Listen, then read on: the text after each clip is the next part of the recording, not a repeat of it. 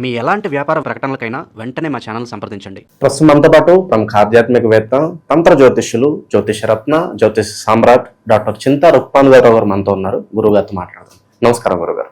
మాతృదేవోభవ, పితృదేవోభవ, ఆచార్య దేవోభవ. ఓం నమో మాందేశ్వరాయ నమః. అందరూ బాగుండాలి, అందరికీ మంచి జరగాలి. జూలై నెల 2026 మేషరాశి వాళ్ళకి ఓవరాల్ గా ఏ విధంగా ఉంటుందంటారు? ఏలినాటి శని తీవ్రత ఏ విధంగా ఉంది ప్రస్తుతానికి? వీళ్ళు ఎటువంటి జాగ్రత్తలు తీసుకోవాలి గురుగారు? జూలై మాసం 2020 సంవత్సరం మేషరాశి వాళ్ళకు మాస ఫలితాల భాగంగా ఎలా ఉందో తెలుసుకునే ముందు మేషరాశి గురించి కొంత మాట్లాడుకునే ప్రత్యేక విషయాలు, తర్వాత మాస ఫలితాలు కదా. మేషము అంటే మొట్టమొదటి రాశి, కాలపురుడికి మొట్టమొదటి రాశి, జ్యోతిష్ మొట్టమొదటి రాశి తల. ఇప్పుడు మన మనిషి పుట్టేటప్పుడు తల ముందు వస్తుంది బయట. తల వచ్చి బ్రీతింగ్ తీసుకొని, ఆ బ్రీతింగ్ తీసుకున్న తర్వాత బాహ్య ప్రపంచం యొక్క స్పర్శ ఏడుపు స్టార్ట్ అవుతుంది. అంటే జ్యోతిశాస్త్రం కూడా తలతోనే స్టార్ట్ అవుతుంది. ఈ మేషరాశి యొక్క ప్రత్యేకత ఏమంటే, ఇది అగ్నితత్వ రాశి. ఈ రాశి వాళ్ళు పర్వతాలపైన ఉన్న దేవతలను ఆరాధిస్తూ వస్తే బాగా సక్సెస్ అవుతారు. ఏదైనా కొండపైన, తిరుమల, విజయవాడ, పళని, ఇంకేదన్నా కోటప్పకొండ, ఒక పర్వతాన్ని ఎక్కి ఒక దేవతను పూజించడం వల్ల వీళ్ళు యాక్టివేట్ అవుతారు. వీళ్ళు తల కాబట్టి కేతు గ్రహం యొక్క నక్షత్రంతోనే ఈ రాశి ప్రారంభమవుతుంది. అశ్వని మొట్టమొదటి నక్షత్రం, భరణి, కృతిక, ఈ 3 నక్షత్రాలు ఉంటాయి. అశ్విని నక్షత్రం అధిపతి కేతువు తలలేదు కాబట్టి వీళ్ళకి హెల్మెట్ లేకుండా వీళ్ళు వెళ్ళకూడదు ఎక్కడికి కానీ. అదేవిధంగా కనీసం టొప్పి అయినా వేసుకోవాలి. అదేవిధంగా వీళ్ళు ఈ దువ్వెన్లు, టోపీలు, హెల్మెట్లు దానం చేస్తే కూడా మంచిది వీళ్ళకు. అంటే డొనేట్. మరి హెల్మెట్లు అంటే ఒకటి 500-1000 రూపాయలు ఎక్కడిచ్చేది ఒక హెల్మెటే. ఎందుకంటే హెల్మెట్ అనేది ఎంత ఇంపార్టెంట్ అనేది ప్రపంచానికి తెలుసు. హెల్మెట్ అంటే మేషరాశి, అది నెత్తినే పెడతారు. అది హెల్మెట్ సురక్షిత ప్రయాణం అని ఎక్కడెక్కడ బోర్డులు, దానిపైన ఎన్లైట్మెంట్ చేస్తూనే ఉంటారు. అదేవిధంగా టోపీ, ఆ తర్వాత దువ్వెన ఎందుకంటే నెత్తి మీద ఉన్న వెంట్రుకల్ని సరిచేసి అందంగా మార్చేది. కనీసం దువ్వెన వీళ్ళు దానం చేస్తూ ఉండాలి, మంచిది. తెలిసిన ఫ్రెండ్స్కి 5 రూపాయలకు వస్తుంది ఒక దువ్వెన, చక్కగా ఇస్తామంటే వీళ్ళు యాక్టివేట్ అవుతుంటారు. అదేవిధంగా పర్వతం పైన ఉన్నటువంటి ఆ దేవతలను దర్శించడం వల్ల, మరీ ముఖ్యంగా సుబ్రహ్మణ్య స్వామి, వినాయకుడు, పర్వతాల పైన అమ్మవారు, శివాలయాలు. ఎందుకంటే కేతు అంటే వినాయకుడు, అశ్విని నక్షత్రం, భరణి నక్షత్రం అంటే శుక్రుడు, అమ్మవారు, కృతికా నక్షత్రం అంటే శివుడు, రవి గ్రహం కాబట్టి శివుడు. శివాలయాలు, అమ్మవారి ఆలయాలు, వినాయకుడు, ఈ ఆలయాలు. తర్వాత సుబ్రహ్మణ్య స్వామి అంటే ఒక విధంగా చెప్పాలంటే శివ కుటుంబాన్ని పర్వతాల పైన ఉన్నటువంటివి. ఇప్పుడు వినాయకుడు పర్వతం పైన ఎక్కడున్నాడు? ఉచ్చి పిళ్ళయార్ కోయిల్ అని ఒకటి ఉంది తమిళనాడులో. ఉచ్చి పిళ్ళయార్ అంటే వినాయకుడే. ఉచ్చి అంటే ఇది ఉచ్చి. రావణాసురుడు ఆత్మలింగాన్ని తీసుకుని శ్రీలంకకు వెళ్తా ఉంటే మనకు గోకర్ణంలో అక్కడ ఉన్నటువంటి శివలింగము, అది కింద పెట్టకూడదు శ్రీలంక వెళ్ళే వరకు. దాన్ని కింద పెట్టేలాగా చేసేదానికి విఘ్నేశ్వరుడు ఒక బ్రాహ్మణ పిల్లవాడి వేషంలో వెళ్ళి ఆయన సంధ్యావందనం చేయడానికి వెళ్తే దాన్ని కింద పెట్టేస్తాడు. దాన్ని ఎంత పట్టుకుని అంత పెద్దదైపోతుంది, అది రాదు. అప్పుడు ఈ పని చేసేది తరుముకొని రావణాసుడు ఒక మొటిక్కాయ వేస్తాడు వినాయకుడి పైన. అక్కడి నుంచి వచ్చి ఆయన తిరుచులో పడ్డాడు. తిరుచులో వచ్చి ఆ కొండ పైన పడ్డాడు. ఆ వినాయకుడి పైన చూస్తే రావణాసుడు ఈ వేళ్ళు ముద్ర అడ్డే కనిపిస్తుంది. ఉచ్చి పైన ముద్ర ఉన్నాడు, ఉచ్చి పిళ్ళయారనేసి. ఆయన కొండపైన ఉన్నాడు. ఇలా ఇంకెక్కడున్నా వెళ్ళొచ్చు. సుబ్రహ్మణ్య ఆలయాలు పర్వతాల పైన ఎన్నో చోట్ల ఉన్నాయి, అమ్మవారి ఆలయాలు ఉన్నాయి, శివాలయాలు ఉన్నాయి, కోటప్పకొండ. అంటే అవకాశం ఉన్న వాళ్ళు వెళ్ళొచ్చు, మంచిది. ఎందుకంటే సక్సెస్ కోసం ఎప్పుడు పోరాడుతూనే ఉండాల్సిన అవసరం ఉన్నటువంటి ఏకైక రాశి మేషరాశి. వీళ్ళంతా పోరాడిన సక్సెస్ రాదు. కారణం వీళ్లకు వృత్తి స్థానాధిపతి, లాభాధిపతి శనేశ్వరుడు బాధకాధిపతి వృత్తి స్థానాధిపతి, లాభాధిపతి అనుకుంటే వీళ్ళని సక్సెస్ కానివ్వడు. అందుకు వేరే వాళ్ళకు ఉపయోగం అని చెప్తున్నది. ఇంక వేరే ఏం అసలు సీక్రెట్ ఈరోజు చెప్తున్నాను. శనేశ్వరుడే లాభాధిపతి అయినాడు, శనేశ్వరుడే బాధకాధిపతి అయినాడు. లాభాల కోసం వీళ్ళు బాధపడాలి, కానీ లాభం రాదు. అందుకే పెళ్ళైన తర్వాత వీళ్ళ ఎఫర్ట్ భార్యకు ఉపయోగపడుతుంది.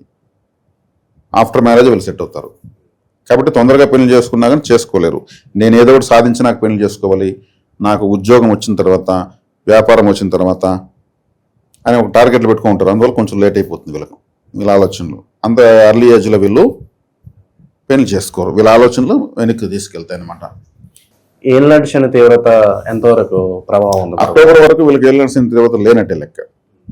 గురువు చూపు పడిపోయింది కదా, ఆ 12వ స్థానానికి గురువే అధిపతి కదా. కాబట్టి అక్టోబర్ తర్వాత మళ్ళీ గురు బలం వీళ్ళకి శని ఏలినాటి శని యొక్క ప్రభావము ప్రారంభమవుతుంది. ఈ అక్టోబర్ వరకు ఏ వేట్లకి దూరంగా ఉంటే మంచిది అంటారు వీళ్ళు స్వతహాగా? వేటికి దూరంగా ఉంటే మంచిది అంటే వీళ్ళు అక్టోబర్ వరకనే కాకుండా జీవితంలో కూడా వేరే వాళ్ళ యొక్క అవసరాలకు మీరు ఉపయోగపడడం కొంచెం తగ్గించుకుంటే మంచిది.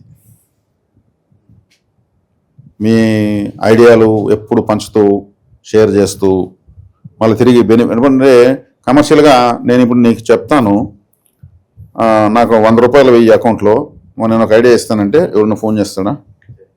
మళ్ళీ అరగంట తర్వాత అదే వ్యక్తికి ఫోన్ చేసి సార్ 90 రూపీస్ వెయ్యి 10 రూపీస్ తగ్గించుకున్నానంటే వేస్తాడా? మళ్ళీ అరగంట తర్వాత 80 రూపీస్ వెయ్యి అని అట్లా అరగంటకు ఒకసారి 10 రూపాయలు తగ్గించుకుంటే చివరి 10 రూపాయలకు వస్తే కూడా 10 రూపాయలు కూడా ఇవ్వరు. అరగంటకు 10 రూపాయలు చివరికి 1 రూపాయలతో కూడా ఇవ్వరు. అంటే మీ సలహాకి రూపాయి విలువ లేనప్పుడు మీరెందుకు ఇవ్వాలి? అదే మాట చెప్పాలి. కానీ వీళ్ళు ఇచ్చేది వాల్యుబుల్గా ఇస్తారు, ఐడియా దారి చూపిస్తారు. వీళ్ళు నిద్ర పనిచేట్ చేసుకుని వచ్చి వాళ్ళకి హెల్ప్ చేస్తారు. కానీ వాళ్ళు మాత్రం థ్యాంక్స్ అని చెప్పేసి వెళ్ళిపోతారు. ముందుగా నేను చేస్తే నాకేంటి వీళ్ళు మాట్లాడుకోరు, అది మాట్లాడుకుని వీళ్ళకి తెలియదు. అందువల్ల వీళ్ళు ఉచిత సేవ, ఉచిత సహాయం చేసుకుంటుంటారు. ఇలాగని చేస్తే వీళ్ళు సెట్ అయిపోయినట్టే. వీళ్ళ నాలెడ్జ్ వీళ్ళకే ఉపయోగపడుతుంది. ఎందుకంటే జనాలు ఉపయోగపడుతుందని తెలిసిన తెలివిగా వాడుకుంటారు. కాబట్టి ఈ రాశి యాక్టివేట్ కావాలంటే తత్సంబంధం ఉన్న ఆలయాలు మనం డిజైన్ చెప్పామన్నమాట. ఇప్పుడు వీళ్ళకి మల్టీ టాలెంటెడ్, వీళ్ళకి తెలియదంటూ ఉండదు, కానీ బెనిఫిట్ వీళ్ళకే ఉండదు.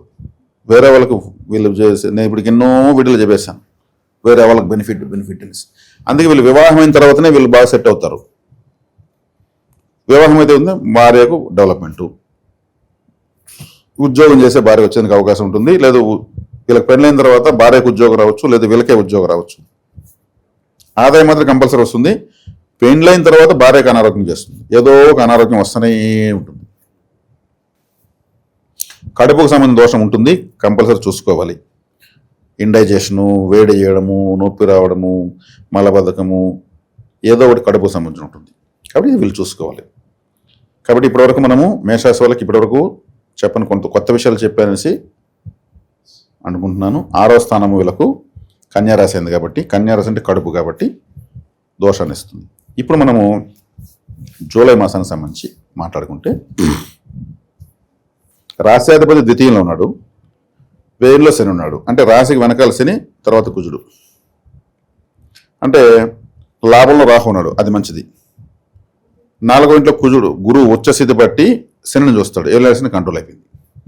మొట్టమొదటి ప్లస్ పాయింట్ ఏలినాటి శని ప్రస్తుతానికి న్యూట్రల్ అయిపోయింది. రాశ్యాధిపతి ద్వితీయంలో ఉన్నాడు, అంటే డబ్బును వెతుక్కుంటూ వెళ్తారు. రాశ్యాధిపతి ద్వితీయం అంటే ద్వితీయం ధనస్థానము, తను డబ్బును వెతుక్కుని వెళ్తున్నాడు అని అర్థం. 3వ ఇంట్లో బుధుడు, చేసే ప్రయత్నాలు సక్సెస్. 4వ ఇంట్లో గురువు, అంటే వరుసగా శుభగ్రహాలు. 2వ ఇంట్లో రాశ్యాధిపతి, 3వ ఇంట్లో బుధుడు శుభగ్రహమే, 4వ ఇంట్లో గురువు, 5వ ఇంట్లో శుక్రుడు శుభగ్రహమే. అంటే ఒకదాని తర్వాత ఒకటి శుభగ్రహాలు ఉన్నాయి. లాభంలో రాహు, కాబట్టి పొజిషన్లో ఉన్నాయి గ్రహాలు. వీళ్ళ ఎఫర్ట్కి రిజల్ట్ కనిపిస్తుంది.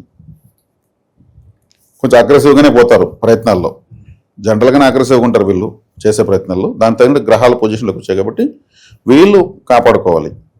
మళ్ళీ గ్రహాలు మారుతాయి కదా కొద్ది రోజుల తర్వాత, మారినప్పుడు మళ్ళీ ఏమవుతుంది, మళ్ళీ మామూలు అవుతుంది. ఇక చివరగా ఈ ఏలినాటి శని తీవ్రతకి మరి ఏమన్నా మంచి పరిహారాలు తెలియజేయండి గురువుగారు. ఏలినాటి శని తీవ్రతకు వీళ్ళు చెప్పులు దానంగా ఇవ్వచ్చు, లేదా చెప్పులు స్టాండ్ ఆలయానికి పెట్టచ్చు, చెప్పులు కుట్టుకునే వాళ్ళకి సహాయం చేయొచ్చు.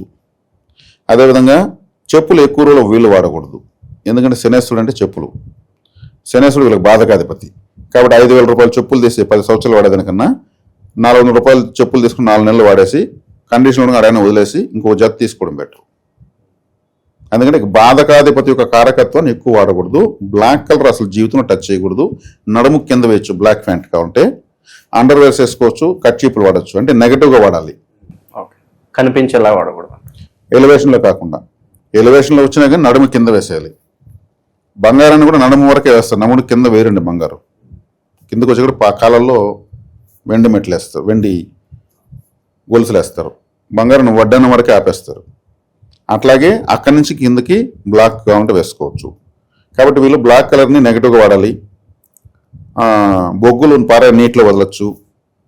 అదేవిధంగా నల్లని బట్టలు ముక్కలు కత్తిరించి నీళ్ళలో కలపచ్చు. అదేవిధంగా వీళ్ళు నువ్వులతో చేసినటువంటి పదార్థాన్ని ఎక్కువ తినకూడదు, నువ్వులను యూజ్ చేయకూడదు. శని కారకత్వాలకు ఎంత దూరంగా ఉంటే అంత మంచిది. ఇప్పుడు ఏలినాటి శనికే మీరు అడుగుతున్నారు కాబట్టి శనిని నియంత్రించాలని చెప్తున్నాను. కాలభైరవ అష్టకం చదువుకుంటే చాలా మంచిది. ఓవరాల్గా మేషరాశి వాళ్ళకి పరిస్థితులు ఏ విధంగా ఉండబోతున్నాయి, ఎలాంటి జాగ్రత్తలు తీసుకోవాలి, మంచి విశ్లేషణ అందించారు. ధన్యవాదాలు. ధన్యవాదాలు.